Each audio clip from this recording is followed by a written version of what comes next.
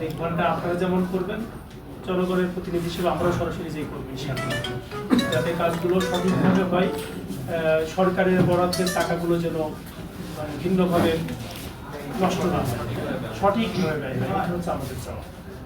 তো সেই জায়গায় যাওয়া, আর পাশাপাশি পৌরসভার অন্যান্য যে সমস্ত প্রতিষ্ঠানগুলো আছে, হাট বাজার, এগুলোতে গত এমনিতেই ইনফরমালি একটা মিটিংয়ে তো আমরা বলেছি যে এই বাজারগুলোতে বিশেষ করে পৌরসভার আন্ডারে যে পশু হাট, মোটরসাইকেল হাট, এইগুলোর হাটেরগুলো সামনে যে টেন্ডার হবে, ওপেন হবে, সবাই সরকারি রাজস্ব যেন ব্যাহত না হয়, রাজস্ব যেন ক্ষতিগ্রস্ত না হয়, সে ব্যাপারে আমরা চেষ্টা করব সবাই মিলে, যেভাবে একেবারে প্রচলিত আইন অনুযায়ী হয় সেই আইন অনুযায়ী করতে হবে।